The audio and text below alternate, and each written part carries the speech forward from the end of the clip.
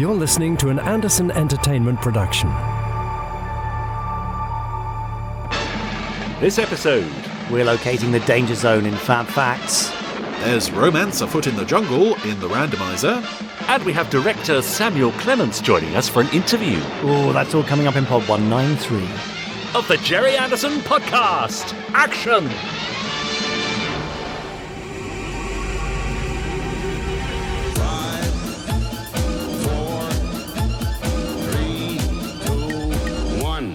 Let's get started.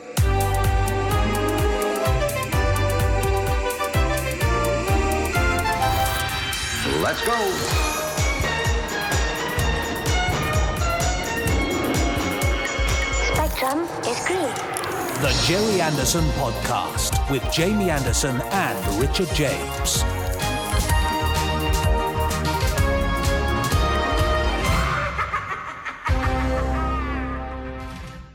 Well, hello there. Oh, well, hello. How are you doing? Oh, yeah, I'm not so bad. How are you doing? Good. You are Yes. talking to me, are you? Or... Well, I was actually talking to the Podsteron listening. Oh, sure.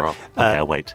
No, it's fine, Richard, because they nodded happily because they're listening to the Gerry Anderson podcast. Yes. Now, how are you, Richard James? Right. Well, I'm fine too. How are you, Jamie Anderson? I am also fine, thank you very Good. much. Good. And I don't know if you can see over there, but we What? Have another guest. Now, if I didn't know who it was, Who is we'd that? be in trouble because you may see he's wearing a Zelda from Terrorhawks mask. He is. I mean, who's under that mask? Well, Who it's could it Chris be? Dale, isn't it? The Randomiser. Oh, yeah, of course it is. Yes, I could see now. Yeah, so Chris I is... could tell by his unruly gait. That is the one thing that gives him away, is not being Zelda. He's leaning on it now, isn't he? Look, you can see. But he is currently recreating very, very carefully the action scene with the Space Samurai from the Terrorhawks episode Space Samurai. Yeah, he is. So Good. he's positioned his cubes. He's built this amazing papier-mâché wall. I mean, it looks Amazing. fantastic. He's busy. I knew he loved Terrorhawks, but I didn't realise he loved it Yeah. that much. So good luck, Chris/Zelda. We'll see you later on. I mean, can I just say, can we get hold of one of those amazing masks Well- anywhere? Or Look at You know, you, just- aren't you well trained? Look at your media training kicking in. You certainly can. That's why he's wearing it, really. It's all a marketing ploy. But we'll tell you about the Zelda mask in the news a bit later, which will come in a little while. There'll also be the Randomiser when Chris has finished doing his massive Yes. reconstruction. But Yes. Richard James, what else can listeners to this podcast expect? well, I mean, you've already told them about two things, haven't you? The news and the Randomiser. Yeah, but so there's that's more than pretty much two half things. of what's. Well, I mean, there's Fab Facts, I suppose, if you really want to mention that. Yes, I do want to mention that. Thank you. There's also the first part of. Is it Ben or are you interviewing Samuel? It's Clemens? my interview with Samuel Clemens. Is it? Yes. Oh, you're pulling your weight this week, are you? For once, that's yes, good to hear. and that's not insubstantial weight, I'll tell you. Now, Sam is the son of Brian Clemens, he of Avengers and other fame. Oh, yes, So right. it's a really lovely chat because, you know, both with passed on late fathers, I'm not Of sure what course. used the word there. Yeah. So yeah, both of us shared the fact that we've lost a famous father, and we're kind of working in the same industry. So there's lots of lovely Yeah. stuff there, and of course he's directing the new Thunderbirds audios and Stingray, which you've heard for the last couple of weeks. So it's a lovely natural progression, isn't it? It is, yes, which is unusual for this podcast. It's normally Absolutely. clunky as hell. Absolutely, yeah. And, of course, finally, thank heavens our Podsterons have been in touch Oh, again. phew, yes. What would we do without them? They've been emailing us at podcast@gerryanderson.com. They've also been commenting on our Facebook group. Just search for Gerry Anderson Podcast Official Listeners Group on Facebook. They've been tweeting us and hashtagging us, Gerry Anderson Podcast, tagging me, Richard N. James. Him over there, I'm Jamie Anderson. And him over there, I now know who's under that Zelda mask. It's Chris Dalek. And they've also been commenting on our YouTube channel as well, beneath our previous podcasts and Fab Facts sections too. So I shall be reading all of those out as we progress. I can't wait. It's exciting, isn't it? Yeah, but I and everybody else will have to wait for all those things because, most importantly of all, Yes, we're going yes. straight into this week's Fab Facts. Oh, go on. Now, time for this week's Fab Facts. It's Fab Facts, where I have a book of Fab Facts. Here's me slapping said book. And, that was a bit loud, sorry. It was. I'm going to flick through the book. Richard's going to shout Fab at a random point during said flicking. That will stop me from flicking. And on that page, I'm sure we will happen upon a Fab Fact. Are you ready, Richard James? Yeah, go on. Good. And are you ready, Podsteron? Very good. Then I will begin flicking now. Fab! Now, What? thumb got a bit stuck there. Oh, Which not meant again. we didn't get quite as far through as I thought, but we did Right. get through some way. So today's Fab Fact, Richard James, is about unfilmed rescues. Unfilmed rescues? Well, perhaps we should say rescues yet to be enacted. Oh, I see. It's not like that time I came round to fix your washing machine. Because I don't think that was caught on film. No, well, I'm glad it wasn't. People would pay for it, I'm sure. Anyway, the highly original premise of Thunderbirds, of course, as you all know, is that the Tracy family can rush to the scene of any disaster anywhere in the world thanks to Brain's high-tech machines. Yeah. In the original 32 episodes and the 2 films, international rescue went to the sun, to the Arctic regions, to jungles, to deserts, into oceans, the Empire State Building, that's just to name a few. Yeah. But since then, there's been a 2004 film and, of course, a 2015 series, plus various books and comics. Mercury, Mars, Jupiter, Venus. It may seem like international rescue has been everywhere, but that's not quite the case. Oh. During the long development of the aforementioned live-action film from 2004, there were over 25 different drafts of the screenplay by at least 8 different contributors, resulting in a Wow. shooting script that was, by some accounts, about 400 pages long. Wow. As opposed to what's the usual length we might expect? Well, a page a minute, so 90 to 100 minutes, maybe, 100 Okay. pages, something like that. Maybe more for a longer one, but obviously, Yeah. not 400, certainly not. A side effect of that process was that there were a lot of ideas tossed out and junked. Some of those included disasters at Big Ben, Mount Rushmore, and Le Tour Eiffel. Better known as the Eiffel Tower. The Eiffel Tower, if you're not being an idiot, Sorry. Or French. Oh, very rude. We've got some French listeners, you know. Anyway, these are all landmarks which were never the site of an original series Danger Zone, as you all know. Yeah. There was, of course, a Big Ben central episode of Captain Scarlet, and both Mount Rushmore and the Eiffel Tower would play prominent roles in the definitely non-Anderson production of Team America World Police. There was also more than one Thunderbird screenplay to take place on the moon, a setting that would later be used in ITV's Thunderbirds Argo and had previously popped up in various TV21 Thunderbird stories. Okay. But we want to know from you, Podsterons, what locations or landmarks do you think would be perfect for a Thunderbird story? We'll take your suggestions very seriously.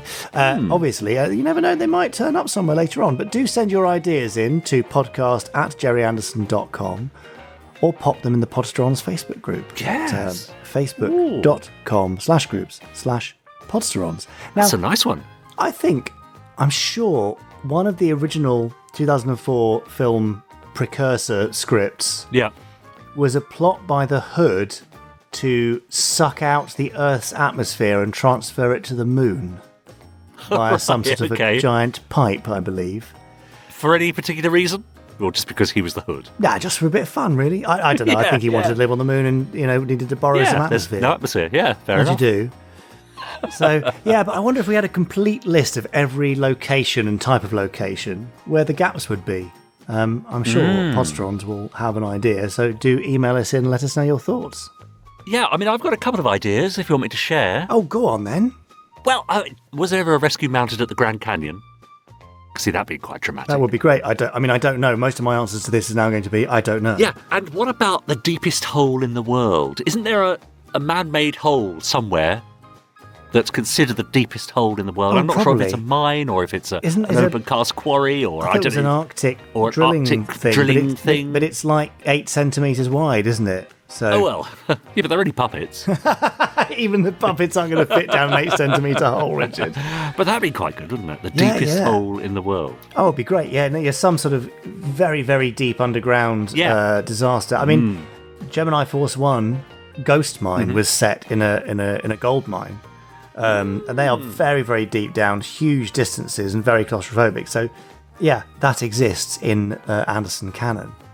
Yes. I mean, also, I have to say, a little thing that I've been working on recently, Jamie, that I forwarded you a couple of weeks ago that is now complete. Yes. Also, just looking through those list of rescues there, done by the Tracy brothers, it's on the various planets and locations that they visited, very similar to the things that I've been working on. Oh, Interesting, really? Yeah. Fascinating. I shall say no more. No, best not. But we will say more in a few weeks' time, probably. Oh, yeah. Let's see how we go. Anyway, there you go. I think that's rather fab, isn't it? Oh, I think so, yeah. Good. Not bad.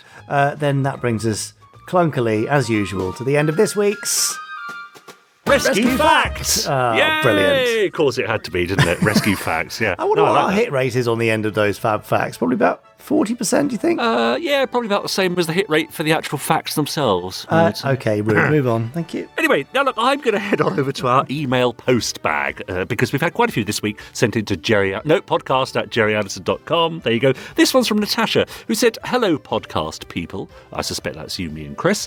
She says, "Do you know if there will be a Stingray episodes only version of the Blu-ray in future? As I've spoken to some Podsterons and they've expressed an interest in owning just the basic version." Thank you, Natasha. Well, I don't know for sure yet, but if you look at Network's past releases, normally it's special editions followed by a vanilla release, as they call it. Now, the vanilla release tends not to have any special features on it. It is literally episodes only. Yeah. So I shall forewarn you now that I have just watched the making of Stingray documentary on the Blu-ray disc on the special edition, which is called "We're About to Launch Stingray," of course, by Chris Dale, and it is absolutely fantastic. It's a 40-minuter. It's a beauty. I think that's exclusive information. So if you do wait for the vanilla disc, you probably won't see that, which is rather a shame. That's all I shall say. But for some people, they just want the episodes, and that is absolutely fine. Yeah, but you're kind of saying, why would you just want the episodes? Well, no. I'm just saying I would hate for you to go, oh, in that case, I'll wait, and then miss out and not realise you were going to miss out on the documentary. But if you don't want the doc, then that's great. You're all sorted. Wait for the vanilla one, probably 3 months after the main release, I would expect. Yeah. Andre got in touch to say, "Hi, esteemed GA podcasters." Can't be us. There must be another GA podcast. He says, "You asked in Pod 190 for feedback on a possible live podcast in April to tie in with the concert. Andre says, "I live locally, only about 25 minutes from Birmingham city centre, so I could easily make either the Friday evening or Saturday daytime. Any thoughts on a venue yet, or whether it will be ticketed? I was at the last live recording at the Leicester Space Centre, and attending another one would be fun. I am, of course, already booked for the concert and really looking forward to it. Nice choice of venue. The acoustics there are excellent." Oh, they are absolutely gorgeous. So what about this live podcast? Any further thoughts? Yes. I've been chatting to producer Ben Page this morning about that very thing, and he's currently in talks with a couple of venues. They'll be pretty central, that's all I can say. Great. We'll be ticketed just because we want to make sure that if people really want to come, they're committed to it. So then we can say when we're full or when we're not, whatever. So more news on that probably in the next 2 weeks, I would estimate, by the end of Feb. Rightio. He's also got a technical question. By the way, says Andre, I mentioned this in the Facebook group, but it probably got overlooked. I wonder if you could ask whoever finalises the MP3 master files for the podcast RSS feed to return to embedding the individual episode cover artwork images and also include the other title, artist, album, etc. data within the metadata tags. There's nothing at all in the tag data these days, and it looks really bland in a regular audio player software to just show the raw file name. So what's happened there, do you think? Do you want to make that any less clear for non-technical listeners? No, I think Ben's been in touch with Andre about this. It's actually the player that is not pulling the metadata down. All the stuff is in there. It's just not pulling it. We don't know why. So we're already doing your thing you requested. Yeah. Hi, Jamie, Richard, and Chris, if he's still there, says... this is from Hannah, I think. I just want to make a little shout out to my dad, she says, who shares the same birthday as Gordon Tracy on the 14th of February. So, what's that, a week or so just gone. He doesn't have copper-coloured hair, but personality-wise, he is a bit like Gordon. Yeah. He likes to have fun, enjoys life, and takes his job seriously when at work. This Christmas time just gone, my dad treated me to a few Thunderbird-themed gifts, including the new calendar. He always knows what I love, and he lets me enjoy them. Happy birthday to my dad and Gordon Tracy. Oh, well, happy belated birthday, both of you. What a pair of aquanauts they are. Yeah, Quite right. We've also got an audio file. We love audio messages from our listeners. Quite easy to do. Just record on your phone or any bit of recording equipment you've got. As long as it's an MP3 or a WAV file or something, you can email it to podcast@gerryanderson.com and we'll play it out. This one is a message from Dr. Beaker, courtesy of Cameron Stewart. Let's have a listen. Dear Jamie, Richard and Chris, from the entire supercar team at Black Rock, let me pass on our congratulations to you for having almost completed 200 episodes. To be kept abreast of news in the Gerry Anderson world and have so many Fab Facts is most satisfying to listen to whilst conducting my experiments. Not to mention, Chris Dale's Randomiser has given me the opportunity to reminisce about many of our adventures. We hope to attend the Barry Gray concert this April and the live recording of the podcast. However, I believe it would be in our best interests if we were to leave Mitch in Nevada. Who knows what chaos he could get up to during the concert. All the best, Dr. Horatio Beaker. Well, thank you, Dr. Nice. Beaker. Yeah, personal message. Glad to hear he's not bringing Mitch the monkey with him. Well, even if he did, he wouldn't be allowed in. Now, can I just say, unless it's a guide dog or similar, then no animals allowed. Oh, fair enough. The concert. Yeah, Thank you. That's right. Now, finally, Jamie, I was watching The Chase this week, as I do. Oh, no. It's a daytime quiz show. I think it's sort of worldwide, so wherever you're listening, you've probably heard of The Chase. And there was a question on there, and it said the Thunderbird boys were named after 5 of the 7 Gemini astronauts. So that's Virgil, Scott, Gordon, Alan. And John. And, but she says, what were the other 2 called? So there were 7 Gemini astronauts, but only 5 of them share names with the Tracy brothers. Yes. So who were the other 2? Oh, well, I mean, I can tell you that, I think. Yeah? Go on. Is it Ed White and... oh, God, what was the guy's name? No, the other one's gone. Well, the answer that the chaser gave was Wally and Deke. Oh. Yeah. I mean, who am I going to trust, you or Anne Hegarty, the governess? I wouldn't mess with Anne Hegarty, that's for sure. Yeah. It's funny, there's very often questions on Thunderbirds and Captain Scarlet and various other Gerry Anderson productions on The Chase and Tipping Point and all those sort of shows that I tend to watch when I've got nothing else to do. But finally, you know how they say, Jamie, go big or go home, don't they? Well, this week, they do. For Quickfire 5, I'm saying go early or go home. And here's an early Quickfire 5 this week from Simon Allen. Here we are. Are you ready for these, Jamie? Now, I want you to give these serious consideration. Don't just jump for what you think might be the obvious answer or the answer that you expect, or I expect you to give. Think about these. Ready? Yes. Would Jamie rather sit in a bath of cold baked beans or watch a Joe 90 marathon? Seriously. Depends how long a marathon is and how long I have to sit in the bath of baked beans, obviously. I mean, let's say it's a similar time period. And am I nude doing either of these things? you could be wearing your officer or in underpants, I think, for the baked beans. For the bath, okay. Yeah. All right, I'll watch a show.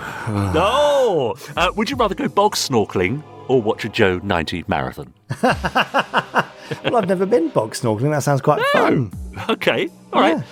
Would you rather listen to an hour of Simon Allen's jokes or watch a Joe 90 marathon? Joe 90, I think, is absolutely the winner there. There you go. Would you rather go in the gunge tank or watch a Joe 90 marathon? Like the gunge tank off of Noel's house party. That's it, yes. Well, again, it's the first time for everything. I'd love that. Yeah, gunge me up. But finally, would you rather watch a Joe 90 marathon or a Torchy marathon? What? Oh. If they were similar lengths, I would go Joe 90. If it was a similar number of episodes, Torchy, because it's much shorter. So I'll go with Joe on the assumption that the overall marathon is the same. There you go. Woo! Very good. Thank you, Simon Allen, for sending those in this week. I think we'll have some more from Tom Hodden next week, just to make life a bit easier for you. Oh, thank you. That's very kind. Lovely. There we are. So that's all the emails for this week. I'll be coming back a little later with your various Facebook posts and Twitterings and YouTube comments too. Good. Well, I look forward to all those things. While we wait for those, and to help pass the time, should we have some Gerry Anderson news? Because there's quite a lot of news this week. Oh, well, let's get on with it then. Here's the news. Quick.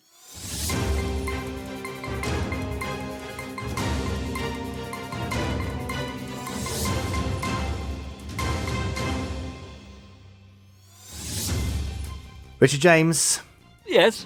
come on, give me a really epic intro for this one. News in news.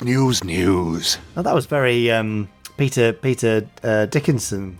Do I mean Dixon? No, Dixon. You mean Peter Dixon. You mean Peter Dickinson is the cheapest chips, antiques, mahogany tan. That's David Dickinson. Lovejoy. Oh, Peter Dickinson's Well, his yeah. brother. No, yeah, Yeah. Peter Dixon. Peter Dix is who you mean. Yes, the X Factor voice. Yeah, exactly. Ollie Murs. Rachel Adedeji. That's that one. the one. Yeah. Anyway, News in news. We've gone well off topic. Anyway, Sorry. I'm very excited because this week's been quite exciting for news, which explains my excitement. Anyway, Yeah. Stand by for action. Gerry Anderson in concert, to be hosted by the marvellous John Culshaw, Amazing. our voice of Parker, and Jeff Tracy. Now, he's the man I've been talking about all this blooming time.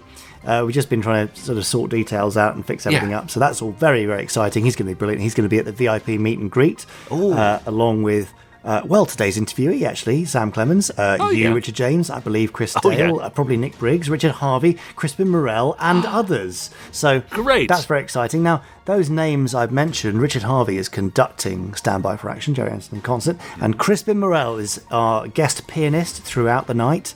He's going to be brilliant. Now, Richard is writing a brand new, exciting Terrorhawks suite, which I've heard a preview of. It's gorgeous. Wow. Crispin is doing brand new reorchestrations of Space Precinct, Lavender Castle, and New Captain Scarlet. It's a full-on night. All the Barry Gray stuff's in there. Goodness me, it's going to be gorgeous. Yeah. I do hope you can make it. That's all I can say, really. Yeah, If you want to have a look at how to get tickets and more information, you can go to gerryanderson.com/concert. And do grab your tickets. They are shifting much quicker now. They are probably, well, I suspect going to be sold out by mid-March, which maybe seems a little way away yet for you, but it's going to come around mighty fast. Yep. Now, the night before the concert, on the 15th of April, we are going to have a screening of the documentary Gerry Anderson, A Life Uncharted at the Birmingham Electric.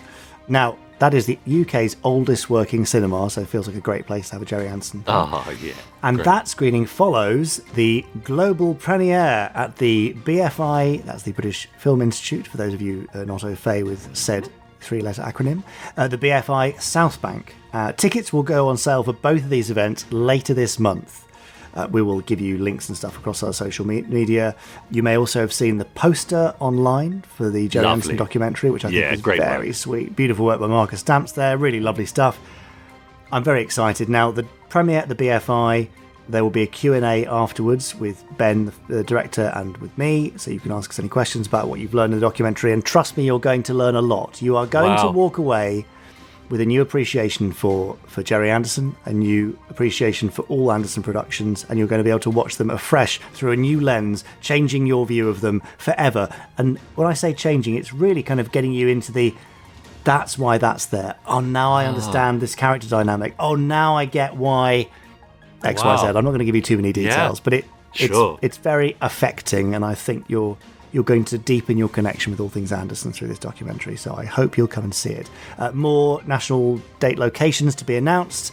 We're going to try and take the screenings all over the country, so we'll try and make sure we're showing it at a cinema near you, wherever you are in the UK. If you're further afield, more announcements on that to come very soon, courtesy of our distribution partner. Yes? Now, firstly, I have to say it seems wholly appropriate that it's premiering at the BFI, given Gerry's love of three-letter acronyms. Absolutely, and of film. Yeah, that's right. But secondly, does that, I mean, people all around the country, is it worth them getting in touch with their local sort of independent picture house or cinema and saying, have you heard about this? Can you get it? You know, so it's worth them phoning or emailing their local cinema.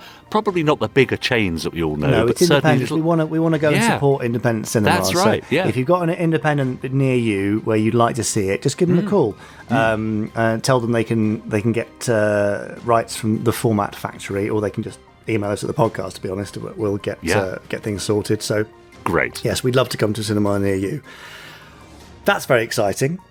Other exciting things have been going on, of course. Now, if you've been in the USA waiting for your Space 1999 Moonbase Alpha Technical Operations Manual Special Edition, and you've been thinking, where has it been? It's been so long. Well, I'm very pleased to say they are now in the US and on their way to you. In fact, probably lots of you listening right now will already have them in your hands, thank goodness.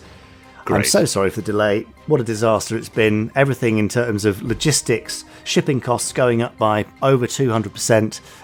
We had all of the items returned back to our warehouse without explanation before Christmas. They then got stuck in customs this side. Then we went and sent them back out again to the US. They got stuck in customs there for over 2 weeks. It's been really tricky, but they are now all out. They've all been shipped, and you should have them very soon. So thanks for your patience. That marks the start of our new activity in the United States.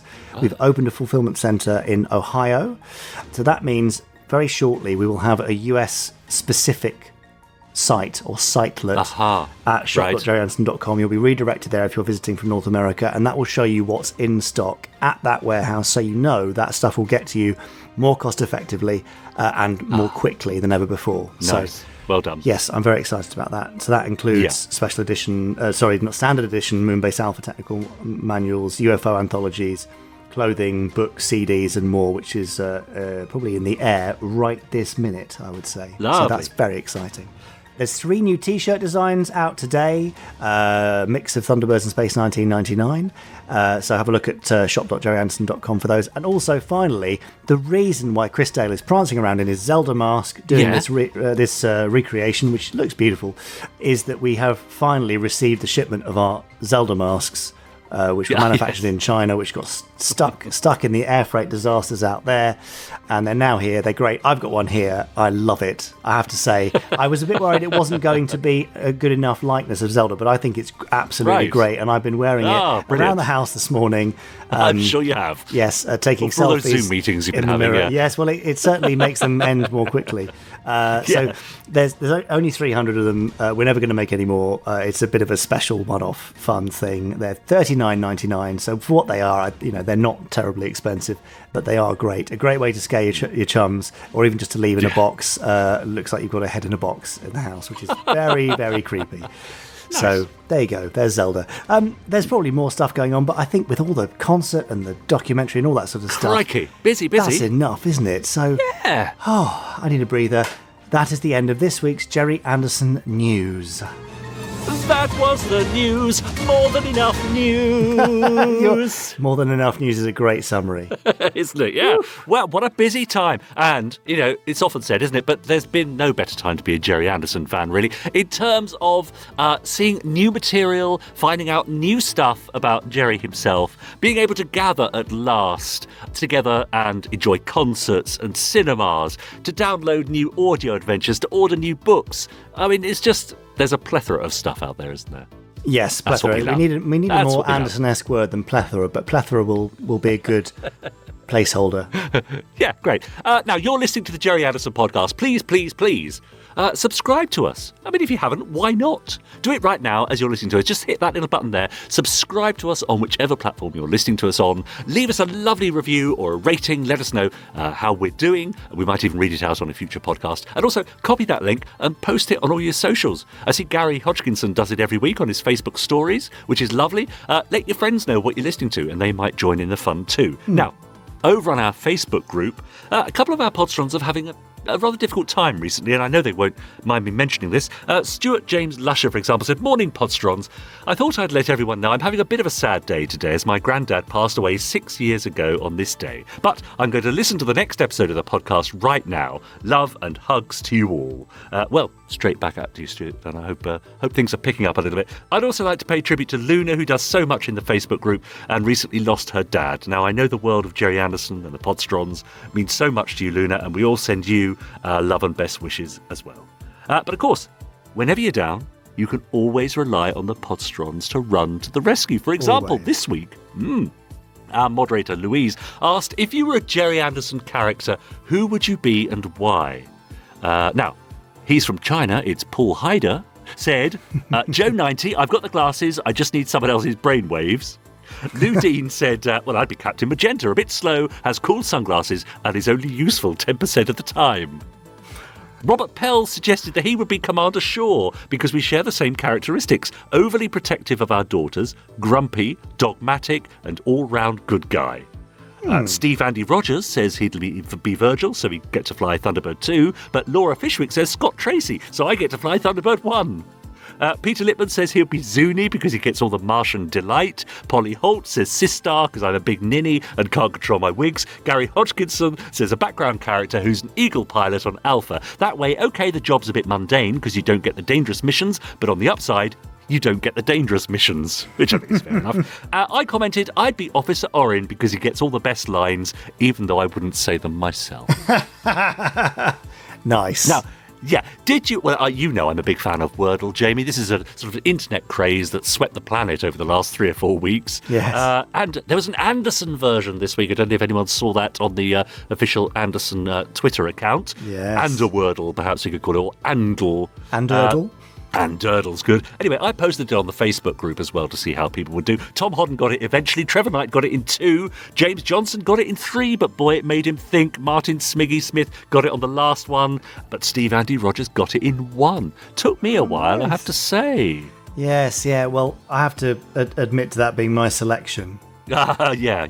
And I wanted it to be a bit unusual with the vowel Absolutely. combo in there. So yes, glad you enjoyed it. Well done. Good.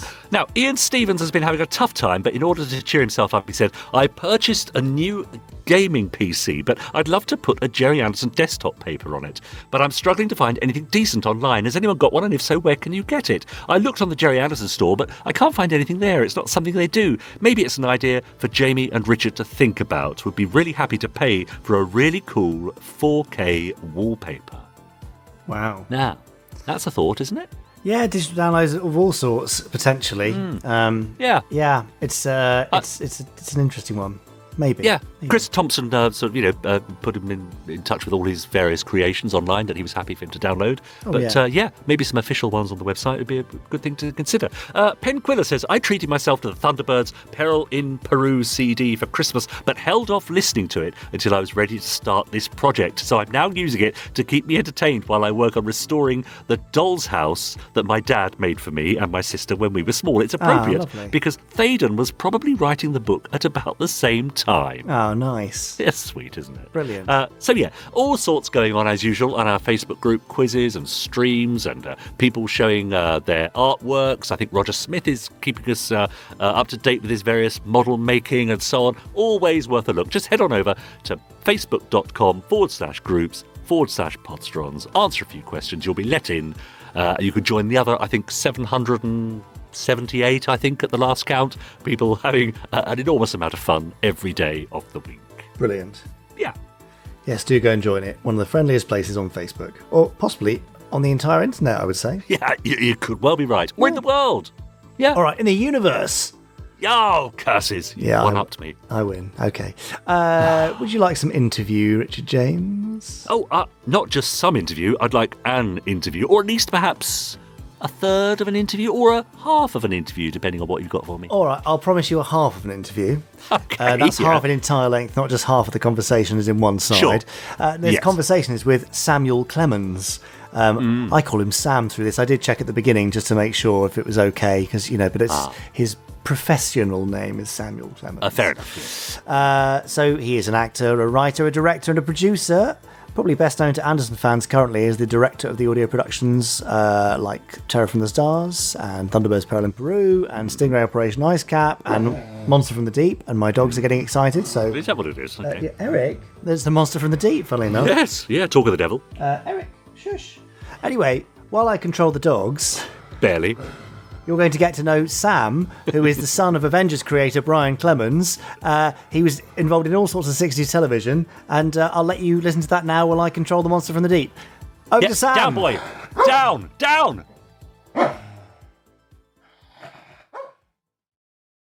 Hello, my name is Samuel Clemens, and I am the director of a variety of the Anderson audio adaptations. That is a great intro. Very concise. Do I have to call you Samuel? No, absolutely don't do that. That's it's only if I'm being told off. It's the same. See, I'm James when I'm told off, but Jamie the rest of the time. Anyway, Sam, thanks for joining us. Thank you. This is a particularly unusual one. As we were just chatting before, there's a strange parallel for me in this conversation because we are both next generations of sons of famous dads, I guess. Is that fair to say? The famous Dad Club. Yeah, absolutely. I'll tell you a story about that after we finish recording, because I just realized what I was going to say is not appropriate for this podcast. Anyway, so for those listeners, we call them Podsterons, who don't know who your dad is and what he did, could you just give us a quick summary? Yeah, so my dad was Brian Clemens, who was an incredibly prolific writer during sort of the late 50s all the way through to sort of the noughties, I suppose, but really probably known most famously for the Avengers, taking it over really from the Diana Rigg years all the way through to the new Avengers, creating the Professionals, doing the pilot for Danger Man, the Persuaders.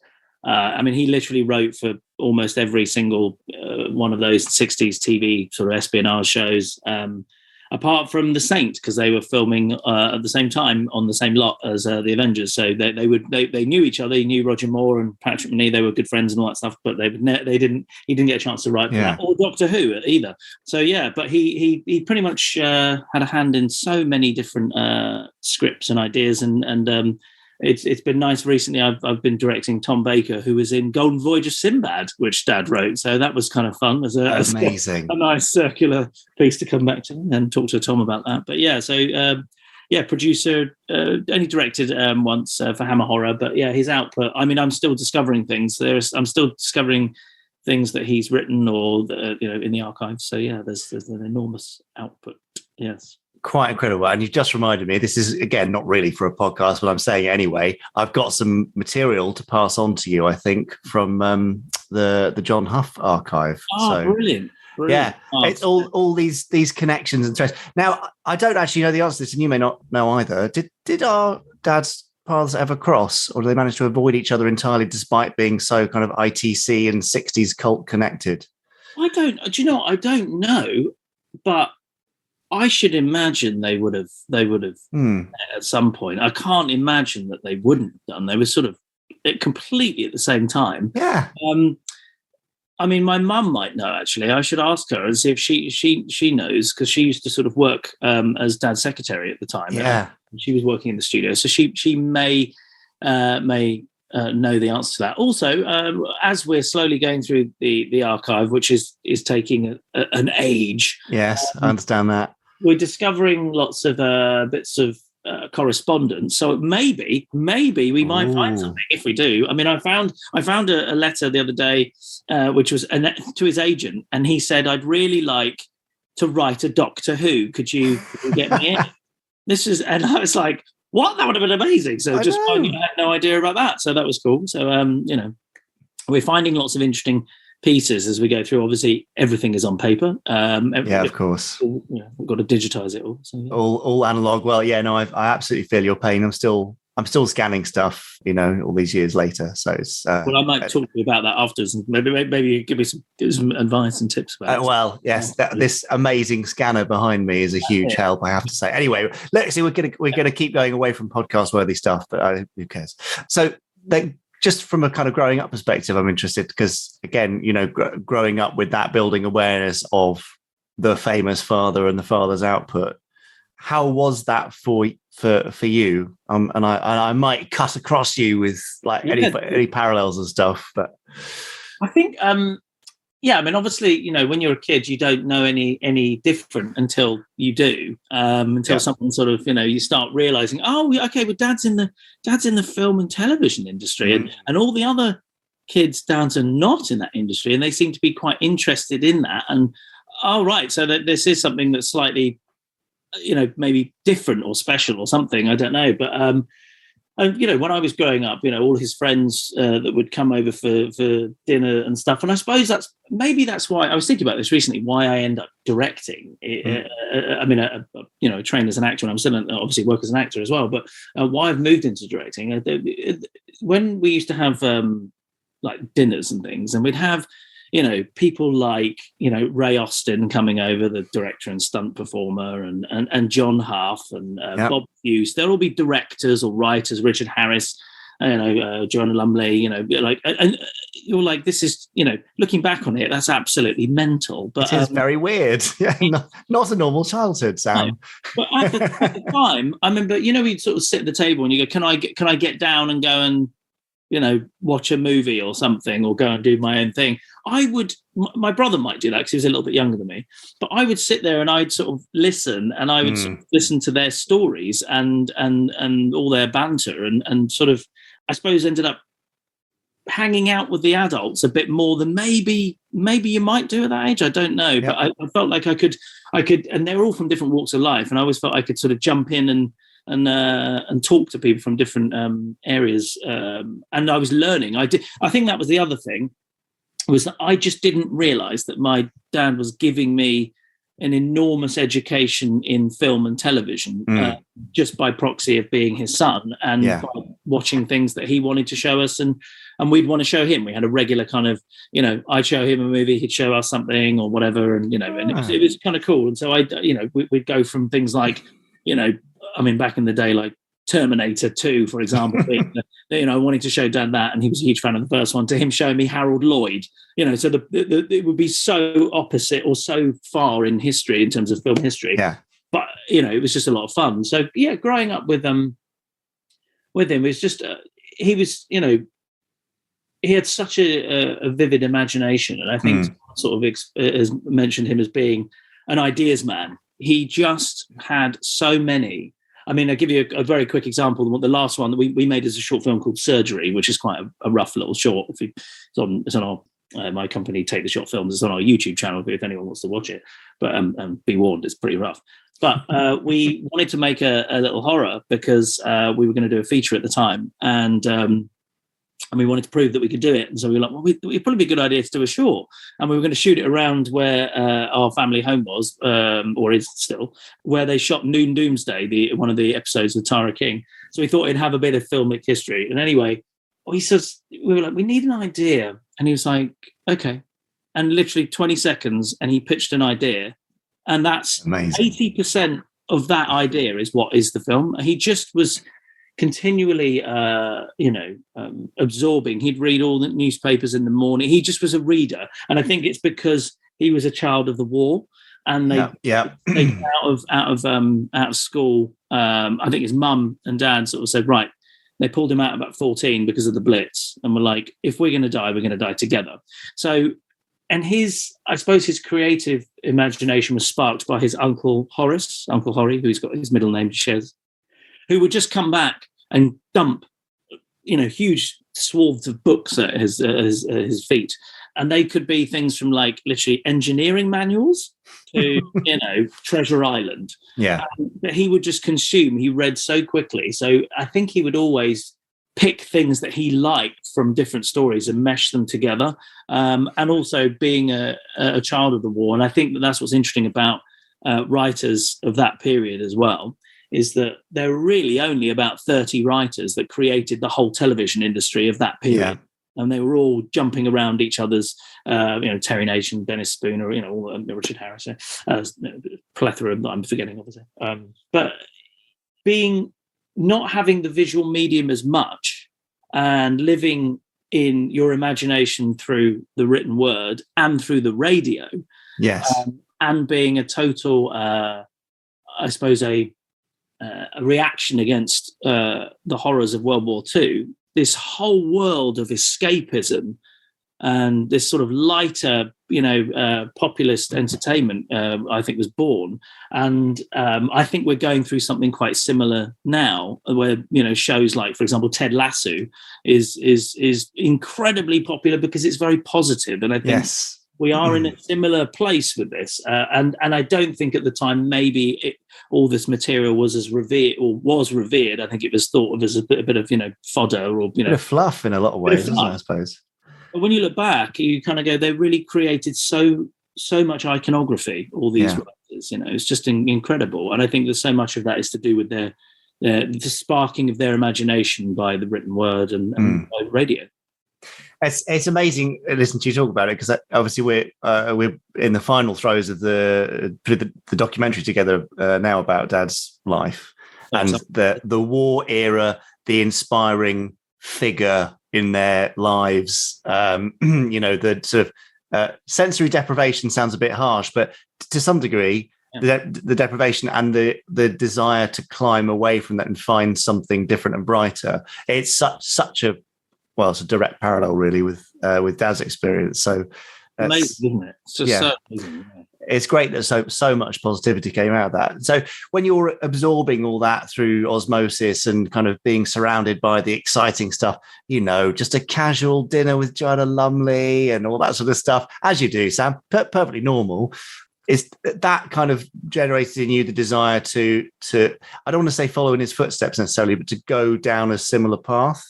Yeah, I mean, I think whenever your family are doing a certain business, wherever the business is, I think the children end up obviously taking an interest in whatever that is, or whether they don't, they come around to it or come back to it, because it's impossible to escape in a way. And the thing is, this industry is just so incredibly romanticized and alluring that why wouldn't I? I mean, really, I knew that I wasn't particularly academic at all, and I actually for our company, we've got someone coming in to do some work experience from my old school who did film studies at school. I mean, film studies. I mean, we did theatre studies. We had 4 people in it. Struggled to get anyone in anything artistic or creative. Really, there was very very little. Whereas now there's obviously a lot. And so I felt a bit isolated. That the thing that I wanted to do was, and I didn't quite know what I wanted to do, apart from obviously being a huge fan of things like Star Wars. I was like, I want to be a Jedi. How do I do that? Oh, I have to be an actor. Okay, right. Well, let's check that and see what that is. And I was a huge fan of, I would say I was raised as much by movies as I was by my parents. I mean, I learned so much of my moral compass and code was shaped by films and things that I was seeing. Yeah. And the thing is, we're very sensitive about censorship nowadays. But my favourite films when I was like 10 were like RoboCop, Terminator, and Aliens, right? Yeah. And they're all like hard 18s, right? And maybe this might be terrible. But my dad would always just say, look, well, you will watch something that will frighten yourself at some point, and you will be your own censor at some point, So he didn't stop us watching things. He always thought he would inspire things. So I had a freedom to watch pretty much whatever I wanted, really, and learn from it and make my own decisions. And so when it became apparent I wanted to do something, I thought, well, I think like lots of people, their way into the creative industry is acting, is doing some form of performing. And I remember my dad coming to see me in a school play of Oh, What a Lovely War, and saying, right, I'm gonna tell you tonight if I think it's worth you pursuing this. And like 13 something or 14. And I hadn't really given it any thought at all. But that was the first time I felt some real pressure of this is who my dad is, and he obviously is an expert in his field. Yeah. Not that I didn't think that, but just when it was applied to me, I was like, oh God, okay. And he was very complimentary and said, yeah, I think you've got something, and you've got I think you should pursue it. And that's great. Which was lovely. And then I went to drama school, went to the drama centre in London, and trained for 3 years, and came out and worked as an actor in lots of bits of theatre and TV and stuff. And that's how I met Nick Briggs, and how my connection with Big Finish, because we did a play together of my dad. Actually, we did amazing. We did Holmes and the Ripper, and Nick was playing Sherlock Holmes, and of course I was in it, and then that sort of started that off. But but I realised that I've moved into directing because I quite like. I think the thing is, when you're an actor, you have no control over the product, so you can be brilliant in something that's awful and it doesn't help you, but you can be awful in something brilliant and you can work forever, but you have no control over what's brilliant. So I just got fed up of being in lots of things that I thought could be better. So and I remember I went I did a season at the Royal Shakespeare Company as an actor, and they had camera equipment there, and that you could make short films while you were there, because you were in Stratford for a elongated period of time, and you would pitch an idea for a short, and then you would make it, and they'd screen it at the local Stratford cinema at the end of the season as a little bit of fun. And that blew my mind, that you could pick up a camera, even though coming from the industry, because to me, obviously, I think like a lot of people, you assume there's just so much money involved in making things. And to be given a camera, or it wasn't me particularly, it was actually an actor called Matthew Rhys, who's quite famous now, he's Perry Mason. He was Romeo when we were over in Romeo and Juliet. And he decided to make a film, and I was in it, and I was helping in the production side of it. And that's really kicked off I want to make things myself as well. Yeah. And I don't want to wait for the industry to come to me. I want to go to it. And then obviously all those years of watching films and things, I kind of went back and looked at it from a slightly different perspective. I was looking at it more from a story or a character perspective, but more from a how did they do that perspective. And and so I hadn't ever planned on sort of transitioning from acting to directing. It's just sort of happened. But when I look back through my life, I did do things at school and at drama school where I was sort of in charge of the thing and or of the story, and I quite like doing that. And then writing. I've only started writing actually later. All the films that I do, I write because I know that I'm going to shoot them. I've only done that out of necessity, but I've started to enjoy doing it. And we've got 2 films that we've got coming up for our with our film company. One is an adaptation of one of Dad's plays, Strictly Murder, which we've called On the Edge of Darkness, which it's been nice to adapt it. It's been really, really interesting. And then the other one is a Western, which is entirely just me, called Fall from Grace. And it's been, I think I'd resisted at all costs writing. I was like, I can't do that. Like Dad does that. And I'm not even going to dip my toe in that pool. But now that he's no longer with us, I don't think I just think I feel more confident that I can do it, that I've obviously had enough osmosis of people around me telling me, stories and about the industry and watching things to feel confident enough to write something, as well. Yeah. So I hope that sort of answers. That's a very long answer to your question. I'm very sorry. No, but it's fascinating. It just again, like the parallels and divergences between dads and our own lives. I mean, it sounds like your dad kind of encouraged you after that first play at 13 to get on with it. Really? Yeah, he did. Yeah. And I think that, in some ways, I think if he was, because he was an older dad, he was 49 when he had me. So, and I was the eldest, so when I was of that age, about 18 or whatever, 17, 18, and about to go to drama school, we'd had like Bugs, which I'd been on the set of. Yeah. With Craig McLachlan as a bit of work experience at about 16, 17. And then they did the New Professionals, which was, amazing for a young kid to go on and meet Edward Woodward and all that stuff and see the level of production. But sort of when I left drama school, Dad wasn't producing or making as much. I could maybe, I'm sure if he was doing the Professionals at the same time, I might have, got a little part in it, which would have been nice. But actually, I think it worked out much nicer because I had to really make my own way. And actually, there's been no immediate benefit, like when I was younger, through being his son at all. Yeah. I was treated exactly the same, and I'm really pleased about that. It's only now, in retrospect, now that sadly, it's like when an artist dies, their work is now more revered, isn't it? And it's the same. Yeah, of course. Thing. And people are treating some of his work with a bit more respect, and it's coming back. People are coming saying, could we do this, or wouldn't this be nice to look at? And we're going, well, we don't know the rights to that, but that's very nice.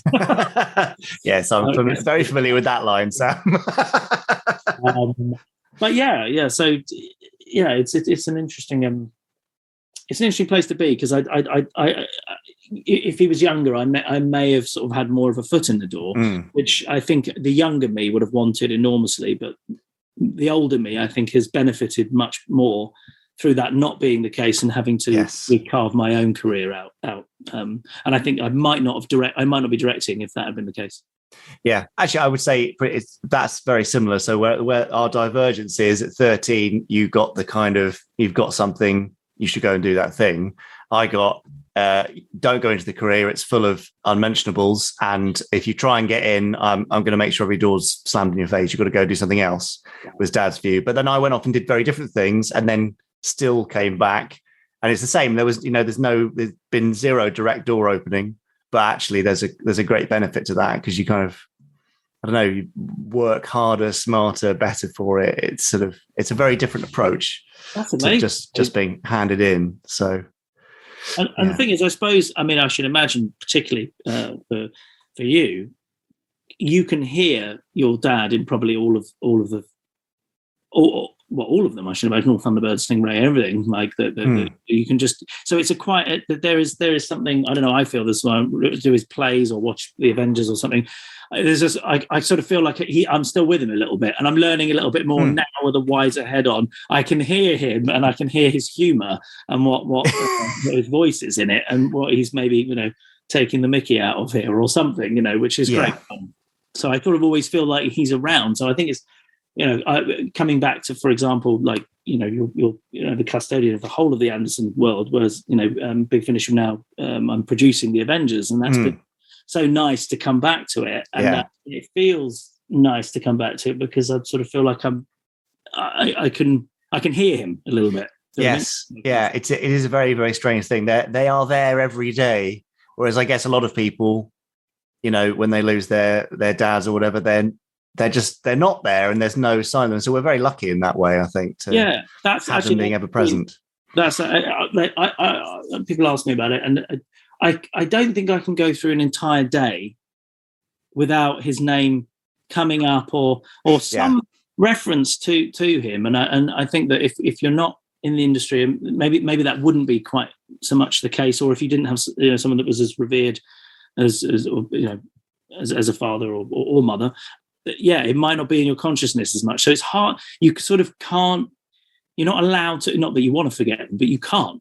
No, exactly. Option. You have to celebrate them, and not that I wouldn't want to, but I think that's an interesting place to be. Like, I remember when I don't know if this happened with you, but when Dad passed away, like within a day, George and I were doing BBC interviews about it. Yeah. And they're all coming into the house, and you're in this bizarre place of, I don't know, like grief, but I don't know, there's an elation to it. There's a sort of catharsis that's going on. There's a real bizarre twilight celebration of this person. Yeah. But you're having to talk about it immediately. Yes. And like that they've gone. You're having to face that straight away, which is quite, I should imagine, quite unique to people who have anyone that's, got some sort of a public persona. Yeah.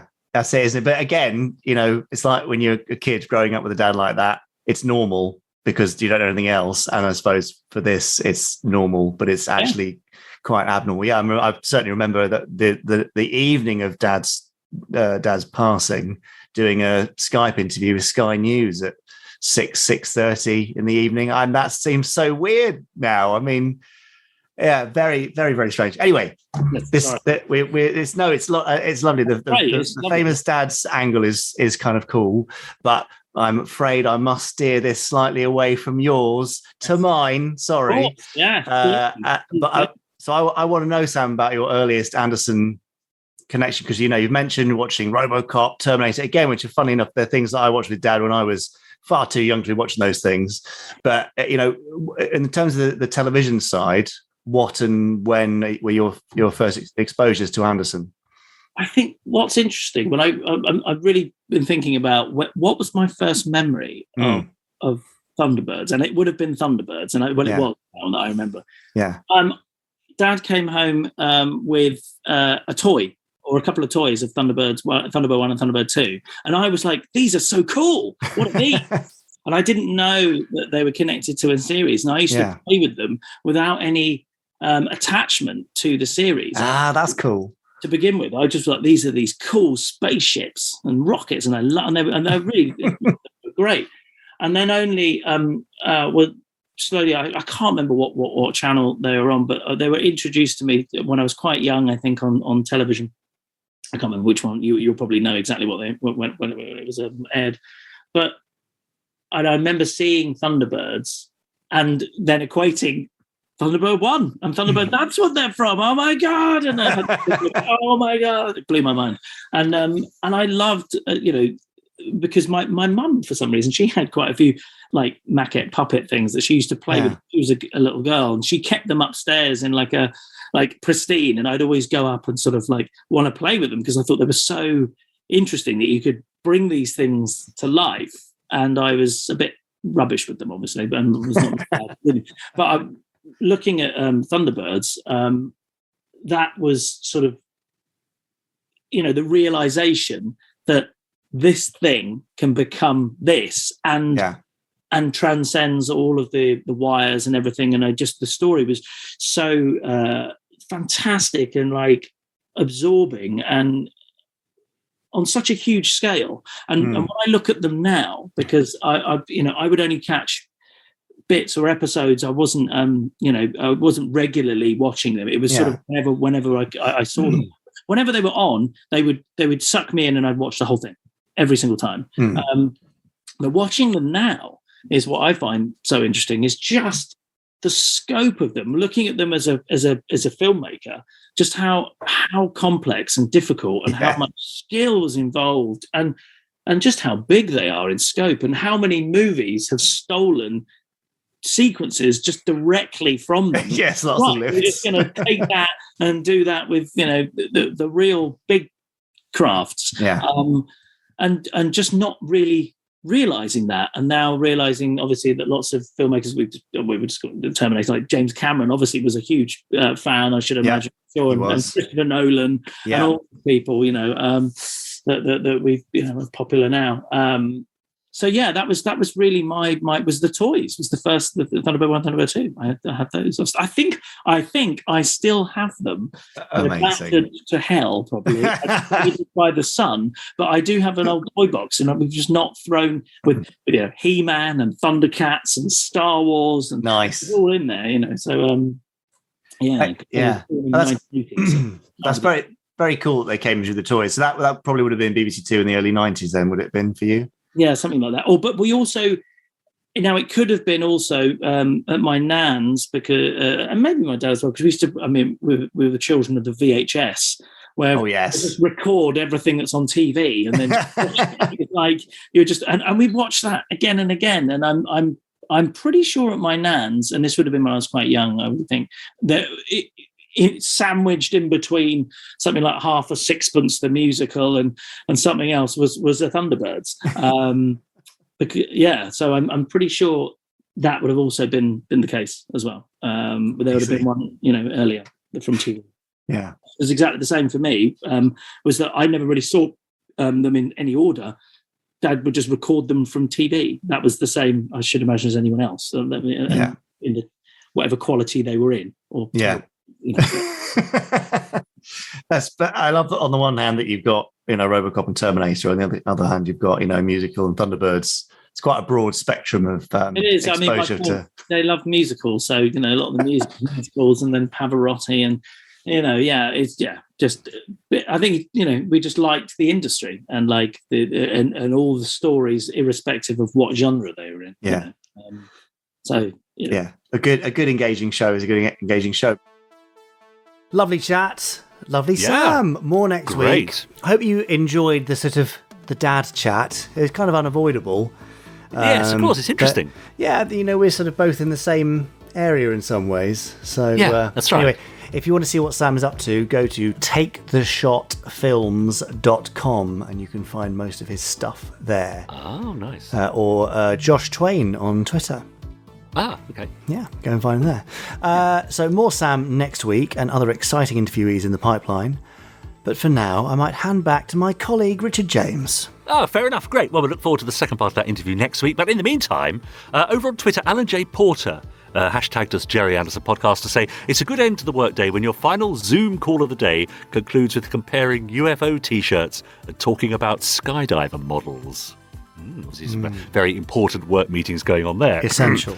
Meanwhile, over on YouTube, people, of course, are getting very excited for Stand By for Action at the Birmingham Symphony Hall on the 16th of April, hosted by John Culshaw. Lawrence Allwright says, some of the best TV theme music ever written. I still have no strings attached on 10-inch vinyl. Clicks and pops like anything, but still very stirring. I hope they do the long version of Stingray with the vocal in the middle.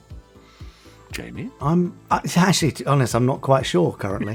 I think you have mentioned there is a choir involved, at least. Well, there are voices. A choir is a bit much. Is it? Okay.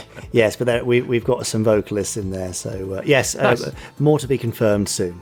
Yes, Peter Calcutt says, this event sounds fantastic. Will it be recorded and made available as a DVD or download for those fans like me who don't have a chance to attend in person? Lots of people asking this, of course. Yes, lots and lots. Now, we are currently working on that side of things. We will do our best to make it as accessible as possible, but just at this stage, I can't make any guarantees.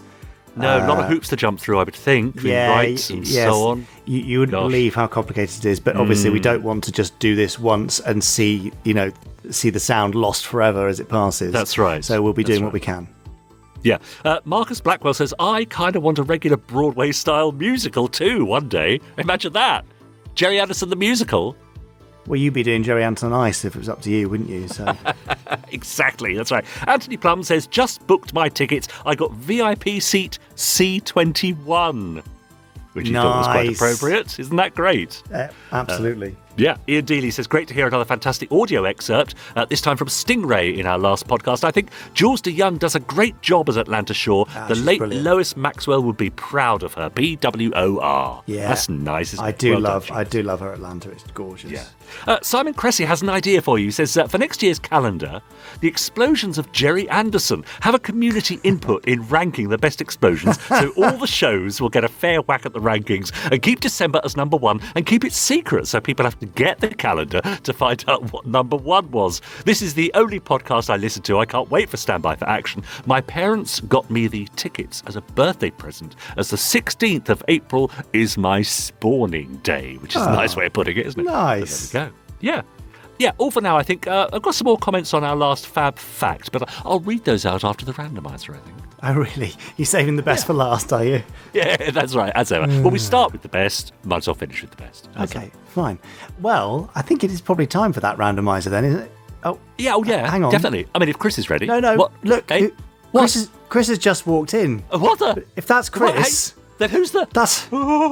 It must be Zelda. No! Take cover, Richard. It's time for the randomiser.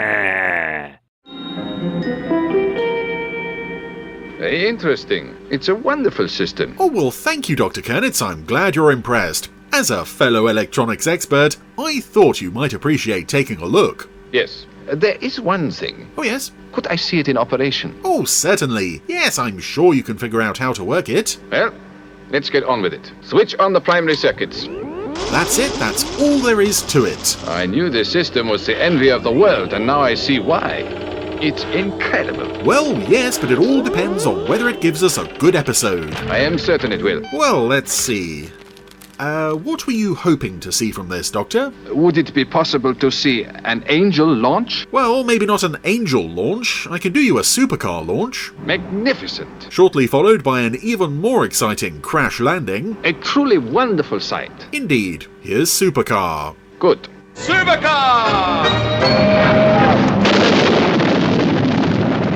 So, welcome back to Supercar on the Randomiser. This is Crash Landing, an episode from near the end of the first season. In fact, I understand some people believe this was the last episode of the first season to be made. Engines charging at 15,000. So, it's a noteworthy episode, I should think. We have here what seems to be a supercar launch sequence that looks like it's assembled from... Professor, ready pilot, roof doors opening now. ...from bits of other episodes. This all looks and sounds familiar. But then I've not long finished rewatching the series on Blu-ray, so that could account for it, or they could have just cobbled together a launch sequence out of existing footage. Well, Mike, I think we can consider the test that we have just carried out to be satisfactory. The incredibly detailed and inventive test that was carried out off-screen. Oh! Hold it. Oh, everything's going wobbly. Yeah, that was something that did happen occasionally in Anderson shows. I was watching Stingray the Cool Caveman recently, and I noticed there's a whole sequence in there as they're looking for the lost radioactive tank thingy or whatever. It's all pieced together footage from previous episodes. for about a minute. 1,000 feet per minute. Anyway, we're not here to talk about Stingray. We're here to talk about Supercar. And amazingly, a bit on it has broken. Brakes. Hold tight, Mitch. Oh no. 2,500. So yes, we're going to fire the air brakes. 500. Because it's falling out of control. 500. 400. 300. 200. Fire! Oh, Grayton Gould, wonderful voice, wonderful note of this is really happening in Mike Mercury's voice, and very decent for the time crash landing, actually. Part back projection, part wobbling the model, part actually pulling ferns and foliage past it to make it look like it's really hitting the ground. My head's kind of dizzy. How's Mitch? Oh, well, there's nothing in there of any consequence, Jimmy. Say, Mitch, you okay? Oh, no, Mitch is, Jimmy, he's just a little scared. Better call the professor. I hope the radio's seems still... a bit spaced out. Supercar to base, supercar to base. Supercar to base, are you receiving? Ah, yes, because this was apparently such an important test, Popkiss cleared off to bed. Which lends further credence to my idea that launch sequence was lifted from a previous episode. It occurs to me that we are many thousands of miles from the laboratory. Yeah, Dr. Beaker. It'll be night there. Precisely, Jimmy. It makes me wonder why the hell we came all this way out here to do, what was it we were doing again? Supercar to base, supercar to base. Are you receiving me? Oh, Popkiss is up. Oh, supercar. Professor Popkiss here. I didn't expect to hear from you so soon. Trouble? It's trouble, all right. I guess I thought you'd just take off and never contact me again. Oh. Popkiss is heading for the console. Good thing we carry camping gear with us, Jimmy. Yeah, Mike. I wonder how Dr. Beaker's getting along. In that infinite supercar boot that carries many things, including, very often, Mitch. Do hold that light steady, Mitch. Who at present is assisting Dr. Beaker with repairs to Supercar. You fix it, Doc. Yes, For it is now night time. Mike, but it's slow work without daylight. Again, I love the look of the Mitch puppet in the first series. Well, and he's getting distracted again. Oh, what's this? A very real danger. Please, Mitch. Yeah. It's a snake. Watch out for snakes. And it's a puppet snake. We saw some stock footage of animals earlier, but evidently they didn't have stock footage of a snake, but Mitch has spotted it. Stop it, Mitch. Oh, it's poking Beaker's legs. Will you stop it? Creeping up on his bottom. Oh, Mike's finally noticed. It's a snake! A very unconvincing snake, but still could be potentially dangerous. Beaker, if you don't move, it might not strike. All right, Mike. Oh, sweat on Beaker's brow there. Mike's drawn his gun. The snake's not doing anything. I suspect it can't do much. Careful. Down with the light a little, Mitch. We're not going to shoot it, are we? Oh. Keep dead still. Oh, no. The snake's just wobbling around. Oh. Yep, dead snake. Oh, thanks, Mike. We'll eat well tonight. Of this incident, it would perhaps be... Poor snake. We await daylight. Good idea, Doc. Let's turn in. Who's going to stand guard? Oh, that's a surprisingly bloodthirsty act for this show. I would have thought they'd just shoot near it and that might scare it off. But no, we've killed it.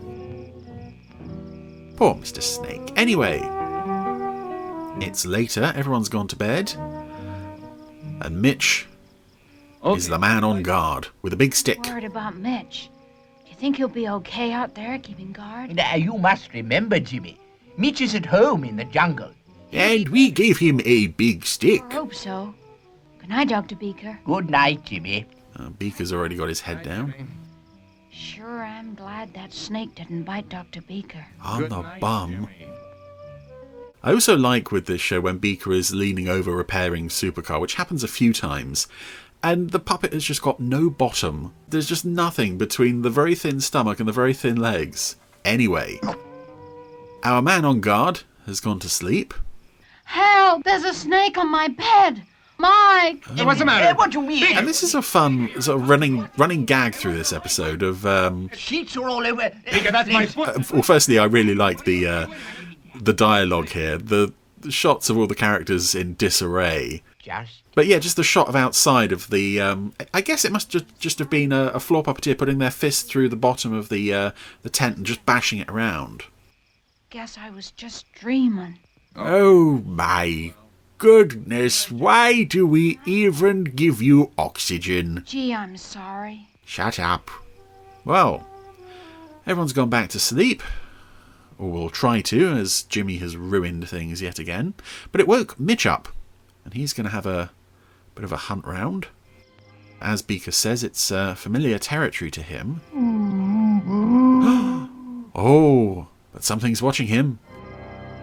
And it is a very unconvincing pair of eyes on a piece of black card, just kind of rolling around. But the music tells us it's menacing. Mitch is backing off. And he's been grabbed from behind. And that has triggered Dr. Beaker. Jimmy, what is it this time? Oh, goodness gracious. Jimmy's monkey alert. Sleep like this. You are ruining my beauty sleep. And I need a lot of it. Sure. This is absolutely shocking. I shall sleep in my own tent in future. Jimmy, if you do that once again, I'll... But Oh, what? I heard Mitch scream. I'm sure something terrible has happened to him. Oh, well. Meanwhile, back at Black Rock. 10 o'clock. I expect Mike and Beaker are still asleep.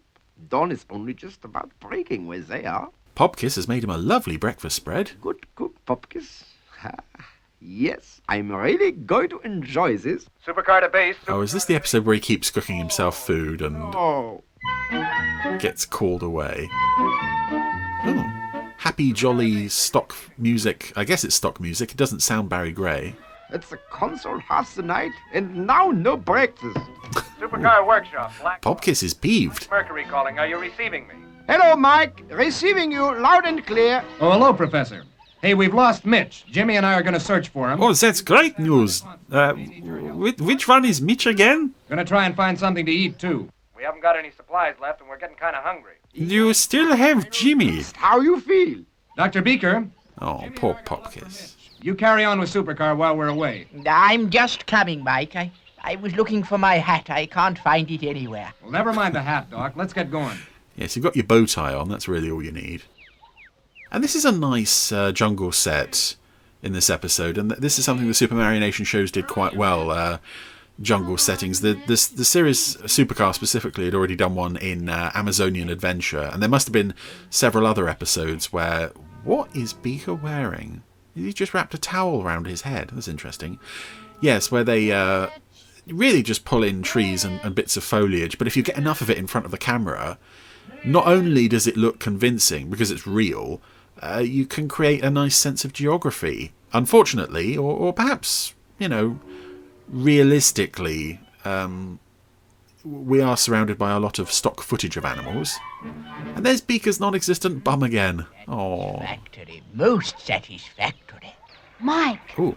look, crocodiles. Specifically stock footage of crocodiles. We don't suppose anything, Jimmy. Come on. Or I feed you to it. Yes. Everything appears to be in order. And now I fly off and leave those twerps to their own devices. Myself. Come along, Beaker. Say, Mike, can you hear what I can hear? Oh, only your whining little voice, Jimmy. He must be running up the engines himself. That could mean trouble. Nobody's got any confidence in Beaker's ability to do anything. 15,000. Oh. Fire one. Uh-oh. Yes, he's firing the engines, not quite realising that he's firing them onto a tree, which is very close to Supercar. Mike, look at that tree. It's on fire. Beaker, stop! Don't worry, Mike. All is well. I love Beaker, but I especially love when he's completely oblivious to what he's doing. It's always fun when, as great as he is at solving problems, it's even more fun sometimes when he's the cause of the problems. Which he certainly has been this time, because that's it. The tree's coming down. Right on top of Supercar. Oh, I say. Now who's a fool? Ah, more Popkiss breakfast. Food at last. Yes, I would say that's just about right to eat now. Sausages and some bread. But of course... Oh, no. He's even got a little penny on. Aww. Beaker, Professor. I sympathise with Popkiss in this episode. He just wants to eat food, and I can relate to that. People keep calling him up and pestering him for things he can't really do anything about. As you say, Beaker, if you are in any doubt, it would be better that I fly Supercar from here. And should there be any fault, no one will get hurt. Mike, Yes, Jimmy? if Supercar is okay, then what? Don't worry, Jimmy. We won't leave until we find Mitch. But supposing we can't find him? Mike? Well, then we'll just have to leave you here until you find him. Oh, that's it. Supercar's up. I love that huge walkie-talkie that they have in this show when they're calling the console. Change to horizontal flight. Roger, Mike. Here she goes. And meanwhile, what's happening with Popkiss's sausages while all this is going on? And that bacon and eggs he cooked earlier, we got a close-up of it, and it looked very real and very tasty. And I'm actually quite hungry now, which is unfortunate because it's mid-afternoon. Maybe I'll have some bacon and eggs later. Anyway, we're now... Why are we... This seems like a bit of a detour, really. Supercar's damaged. Oh, no, wait. It's actually okay. Most satisfactory. Mike, ask old Popkiss to take her through the sound barrier. If she stands up to that, she'll stand up to anything. And we'll also kill some time. Barrier. He reckons that'll be a good test. Roger, Mike. Yeah, did we just have some shots of Supercar with no one at the controls that we really needed to put in an episode? Jimmy? Oh, well, I guess we did. Anyway, it's now diving towards us. Like an explosion, that'll be Supercar breaking through the sound barrier. Or crashing into Of course, us. go through the sound barrier in Supercar. Yeah, but not when she's being flown from the ground like this. Oh, there it is. Scared all the stock footage. Oh, particularly some elephants. To be fine, Mike. Tell old Popkiss to bring her down. I think we can claim success. Just like we claimed success earlier and then fell out of the sky. Right, Mike. Bring her in for vertical landing. Oh, the elephants are coming this way. Hey, Mike, what's that noise? Oh, Beaker's seen them. His eyes are wobbling backwards and forwards. Mike, that bang. It's caused a herd of elephants to stampede, and they're coming this way. Professor, bring the Supercar quickly. We're being charged by a herd of elephants. Right, Mike. But Mike... Popkiss is just going along with everything. What about Mitch? He's around here somewhere, and he may be killed. Yeah, but what are we gonna do? If we stay here, we get killed, and I'm volunteering you go first. Down. Change of plan. Professor, take her up again, quick. What are you doing, Mike? They'll be on you in a moment. What about my sausages, Mike? Beaker, I want to aim Oh, they're making real good use of this stock footage. These elephants are very, very slowly approaching us. 240 degrees. I heard that. Diving 240 degrees. No, it's too late. We've been flattened. Scare them off. Here comes Supercar again. Oh, there's an elephant. There's another elephant very close to the camera now. I'd like to know where a lot of this stock footage comes from. I suspect it's possibly the same source as the animal footage that you see at the start of Pit of Peril. Anyway, that's driven the elephants off. Bring Supercar into land now. So that was another piece of... again, it's another sort of side track. Cul-de-sac. That's the word I'm looking for. Cul-de-sac. There were some elephants stampeding, and now they've gone again. And Supercar is back. Mike, she's down. Switching off remote. Roger, Professor, and out. Oh, here it comes. Something is burning. Could it be the remote control unit? Oh no! Not again! Yeah, I think at this point I am more invested in the plight of Popkiss not getting any food than I am with... A herd of elephants, and we succeed in repairing Supercar. With the rest of the Supercar team. Mitch. Mike, I feel that if we don't find Mitch by midday tomorrow, I'm afraid we'll have to leave without him. Jimmy, I mean. But we just can't do that. Not leave him all alone in the jungle. Jimmy, you're quite a big boy now. This is actually a nice angle to the story. Well, maybe he's decided to stay. Very well handled, I think, by the voice actors. I know he wouldn't. Kind of forcing Jimmy to face the fact that With the dangers of the jungle and our lack of supplies... That Mitch is a jungle animal. This is where he belongs. We've no idea why he isn't out here to begin with. Leave here with or without Mitch tomorrow noon. Come on now, let's get some sleep. And also they have to ask Jimmy to sort of, be brave, be mature. Unfortunately, of course, this is Jimmy. And if there's one thing he's proven himself to be repeatedly, not just in this episode, but the entire series... Hey, Beaker, what is it? It's an absolute waste of space liability. Here we go again. Hey, Jimmy! Jimmy, speak up, Jimmy. What is it? You find out what's Mitch. Wake up! You all right? I suspect a lot of this dialogue from Beaker and Mike is ad-libbed. But I do like the occasional threats you can hear in the dialogue. If you don't do this, so help me, I'm gonna... Are they stabbing pains? Yeah, Dr. Beaker. Oh, that's all right. It's just my voodoo doll finally taking effect. Yeah. Yes, Jimmy is now pretending to have stabbing pains and Neck feels stiff. all sorts of aches and pains and... Yeah, my neck. Oh, dear. I can hardly move it. Just lay still, Jimmy. Breathe deeply and try to sleep. What do you think's wrong with him, Doc? I fear, Mike. He's a big, stinky, cheating faker. The dreaded bericana. Rare tropical disease. That I just made up to scare him. No, Mike. On no account must he be moved. I'll give him something to help the fever and hope that he can sleep. Oh, well, how many nights have you guys been out here now? It seems like it should be... Well, this should be the second night, but it feels like you've been longer considering how often Jimmy's ruined everything. I fear so, Mike. Hey, what's that noise, Dr. Beaker? Mike! Mike! Ooh. That is a very rare sound. Quick, Mike! Switch on the tape recorder. What's going on, Doc? Why did we bring a tape recorder into the tent with us, Doc?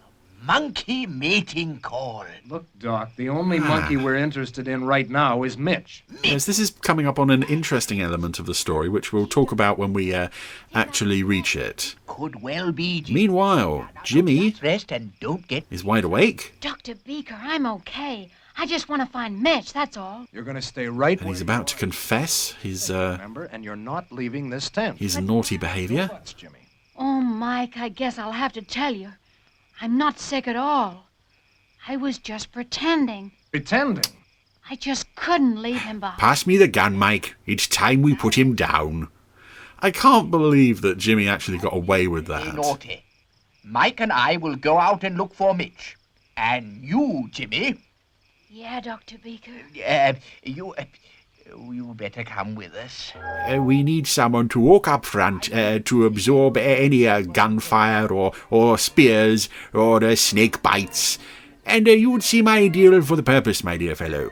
Yes, here we go. We have found... Well, we found Mitch. Oh, look. I wouldn't have believed it possible.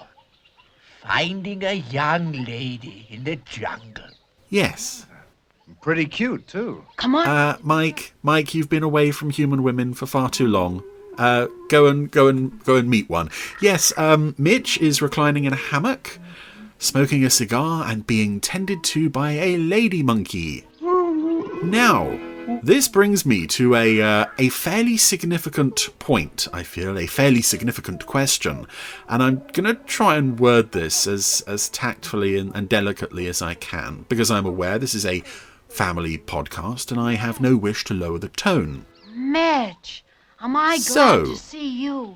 We've been looking all over for you. Is this the only episode of any Gerry Anderson show where it is absolutely confirmed that two characters have had relations of the intimate nature?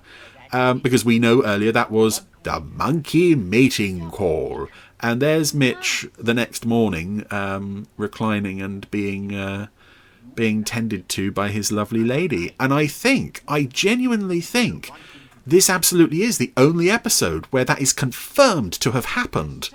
even into something like Space Precinct. Now we're all going back to Super. You know, where there is a lot of, like, snuggling in bed together, but it's never absolutely confirmed that this has happened in the course of an episode. They could just be snuggling. But here, I think it is absolutely crystal clear that Mitch has achieved what no other Anderson character has apparently done on screen. Bye, Mitch. If you can think of any other candidates for that honour, do please let me know. Anyway, I've waffled all over the Supercar team, weighing up whether they should leave Mitch behind. They've chosen to leave him, but unfortunately... Well, no, not unfortunately, because I like Mitch, but he has chosen to abandon his lady love and return to Black Rock with them. Because, you know, it was a one-night thing. He's used her, and now he's getting away from her as fast as he can. And I do actually like the look of the female monkey and the very sad wave she gives him as he leaves. You're as hungry as I am. Anyway, everyone's back at base. You think Mitch is upset having to leave his girlfriend in the jungle? Well, I would have thought so, Jimmy. But I must say he doesn't appear to be upset. Oh. Almost as if... Sounds like the roof doors. He somehow knew that he would see her again. It's the roof doors. But it can't be. There's no one else in the building. Or is there? Yeah, here's some more reused footage of controls and lights, things going haywire in the control room, which is reused from, I think, the end of the very first episode when Mitch is on the loose in there. Come on, quick! So who could that be? Who could have infiltrated Black Rock like this? Well, there's only one person, aside from Master Spy and Zarin, there's only one person that I can think of who would have the drive come to life on its own and the desire to want to do this. There she is. Mitch's crumpet. Oh no. Oh, this dear. is where I came in. Well, while Mitch catches up with his lady, no doubt off to do whatever it is that monkeys do, that brings us to the end of Crash Landing. And I feel that is possibly a decent story for a 15-minute episode. Unfortunately, this is a 25-minute episode, so you kind of have it stretched out at points, particularly with things like the Elephant Stampede. A story by Gerry and Sylvia Anderson. Okay, that's a rarity to see on the credits. You never really feel that they're in any great danger. The main driving force is, will we find Mitch? And of course, when we find him, that boosts the interest a bit. I think that's a very strong element introduced for the adults there. So yeah, a decent episode of Supercar, not one of the greats. And if you'll excuse me, I'm off to have some bacon and eggs. Maybe some sausages too. Supercar! Well, featuring our very own Richard James / Mike Mercury. Yeah, that's right. Yes, exactly. I still got that picture somewhere. Now, of course, every time I hear a Gerry Anderson theme now, I'm thinking, hang on, are we going to hear that? Yes. In April? You are going to hear Supercar. Amazing. And I can say, and there's definitely a bit of incidental music from Supercar as well, which is very cool. Now that's enough of a clue for me. Okay, yeah, come on. I feel like I'm giving away too much, but I'm just too excited. I know, but we've got to hold stuff back, otherwise, people will know everything before they turn up, and we don't want that, do we? No, okay, fair enough. All right, yeah, I'll hold back then. Yeah, good. Anyway, thank you, Chris. And thankfully, Mysterious Zelda has now disappeared. I hope she doesn't come back, because that was pretty terrifying. Absolutely, wasn't it? She was standing there throughout the whole of the rest of the podcast. I know, we thought it was Chris the whole time. Creepy. Nightmare stuff. Yeah. Anyway, look, we better wrap this thing up. What, have you got some comments about FAB Facts or something? Well, that's right, yes. So every week, we post our FAB Facts segment for some reason up on YouTube, and for some reason it seems quite popular. Lots of comments under it every week. This one, for example, CJ Marshall. I think he's commenting on the fact, I think it was last week or the week before, about lead characters and actors being employed for a series only to be bumped off halfway through to great surprise from the audience. Yeah, CJ Marshall says Alfred Hitchcock actually managed to beat Gerry to the punch a few years earlier, of course, with Psycho. Remember that Janet Leigh was the main character for about half the movie, and then she decided to take a shower. Bad idea. Yes, she was a big star in the day. But that's a film, though. That's a film, not a series. Well, okay. He goes on to say the technique was used to great effect as a running gag in the Police Squad television series. But again, that's the early 80s. At the beginning of each episode, the narrator would announce tonight's guest star and name the actor who would immediately be killed, never to be seen again. So, Absolutely. 80s, much later. M. Leo Dalder says a more recent entry for this idea would be the detective show Death in Paradise, coming pretty much up to date here. Don't know if you get this worldwide, but it's a UK detective series set in the Caribbean, where the original main character is murdered in one episode, and then his replacement has to solve the murder. I thought, Jamie, that perhaps you should have had a massive name as co-host for the podcast in Pod 1, only to have them die during recording, and I take over after that. Could have worked. A bit late now. And finally, Colin Patterson. This is a bit of a plaintive plea, actually. He says, you two should stop being horribold to the Secret Service. I don't think we're horribold to the Secret Service, are we? No, we're not. No, we love the Secret Service. It's a bit of a lost gem, that's what I think. You know, those that know it and love it, but many people have never heard of it. If you haven't, seek it out. The Secret Service is really worth a watch. Yeah, I mean, it's peculiar, it's quirky, it's odd, but yeah. It is. Yeah, it's great. That's all right. So am I. Well, I've double right on it. Yeah, me too. Yeah. Oh, right, okay. Is that it? Are we done? Yeah, I think that'll be it for now, yeah. Oh, thank goodness for that. Right. It's a bit like the news about the concert. We've got to keep stuff back. Yes, haven't we? So of course. Let's give them no more now. You just wait until you hear Pod 194. Oh, you wait. Yeah, exactly that. Okay, well, we better come up with something now. Have you got any plans for Pod 194? No, we'll come up with it later. Anyway, thanks very much for listening to Pod 193, which is going to be not as good as Pod 194. So if you enjoyed this, you'll enjoy that even more, probably, maybe.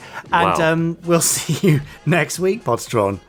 Yes, you've set the bar quite high now, haven't you? Right. Whoops. Good luck, everyone. Goodbye. Bye.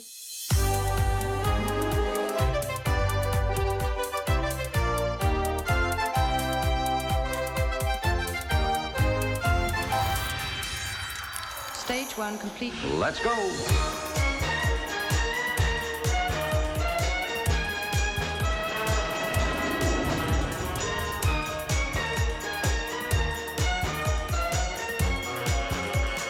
Spectrum is green.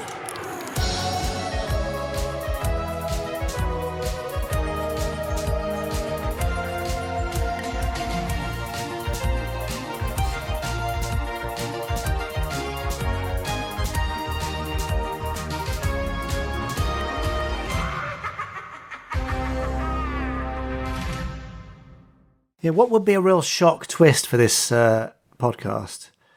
What?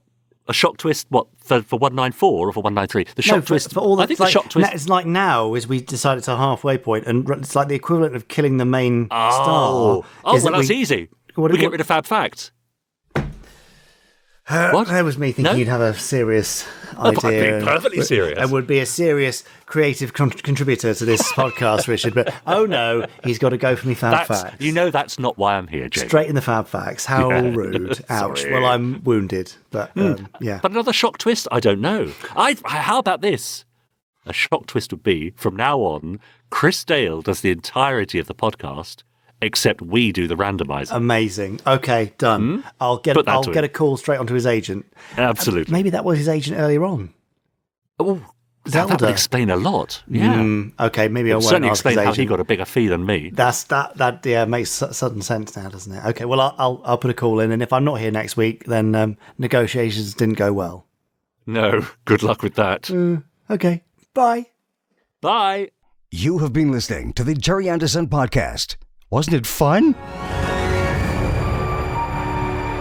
You have been listening to an Anderson Entertainment production.